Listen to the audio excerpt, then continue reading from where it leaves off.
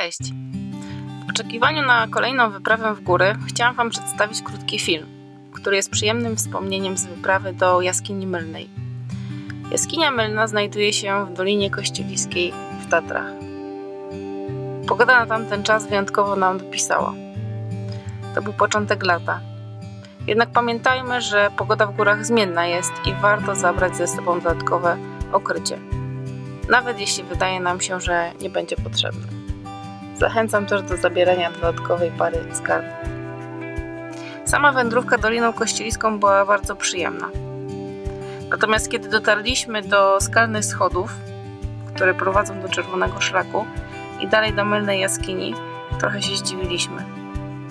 Łańcuchy odrobinę nas wystraszyły. Pierwsze moje pytanie, czy ośmiolatek poradzi sobie.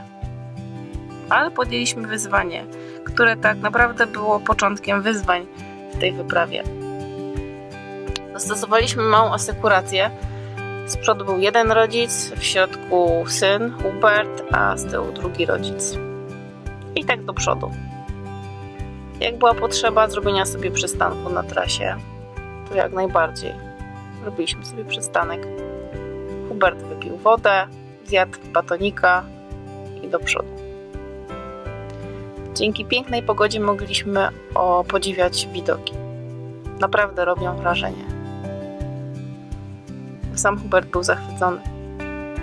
Chociaż na tamten czas zainteresowanie naturą nie było za duże.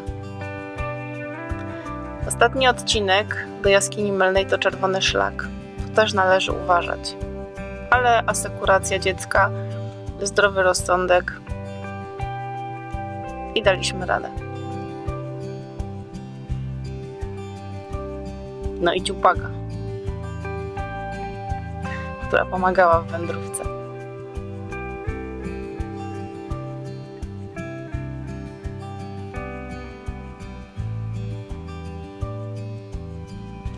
Przed samym wejściem do Jaskini Mylnej warto jest sprawdzić, czy nasze latarki działają, bo pamiętajmy, latarki są konieczne. Jeżeli nie mamy latarki, to włączamy latarkę w telefonie. Zachęcam do zaopatrzenia się w latarkę czołową. Jest bardzo pomocna.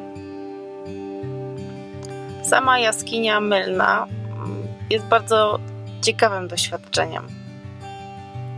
Dla turystów dostępny jest jeden korytarz, który ma długość około 270 metrów. Jest sporo przewężeń. Pamiętajcie o długim rękawie. Warto założyć długi rękaw przed wejściem do jaskini, ponieważ możliwe są otarcia.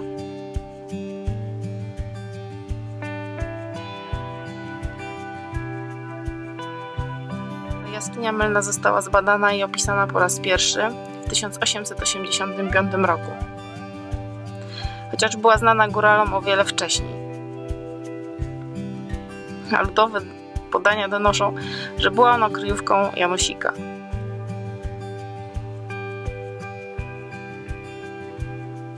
Nazwa jaskini wywodzi się od dość skomplikowanego mylnego labiryntu, tworzących ją korytarzy. Ale dla turystów jest udostępniony jeden korytarz. Jest on oznaczony, więc bez obaw.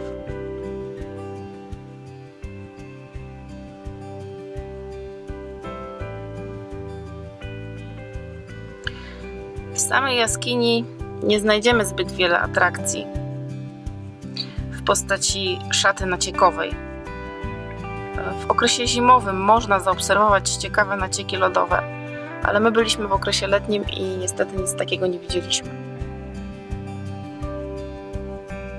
W nieodwiedzanych jej częściach zamieszkują nietoperze, więc przygotujcie się na dziwne dźwięki. Jest duża wilgotność, ale bez obaw poradzicie sobie.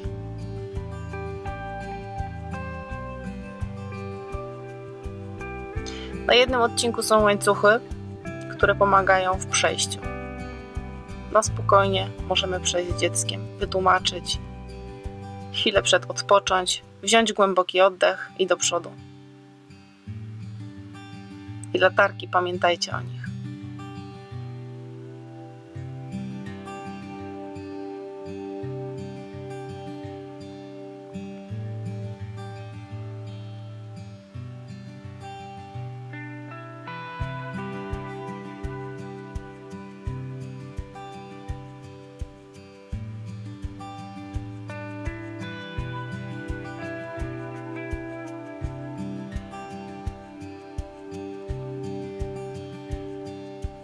Szczerze powiem, że promienie słoneczne, które zobaczyłam na końcu jaskini, nigdy nie sprawiły mi tyle radości i ulgi, co wtedy.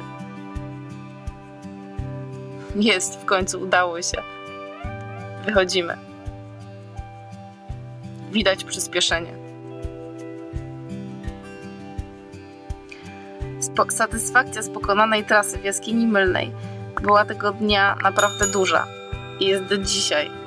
No i przede wszystkim duma z dziecka, że sobie poradziło. Polecam i zachęcam. Naprawdę warto. Na razie, trzymajcie się.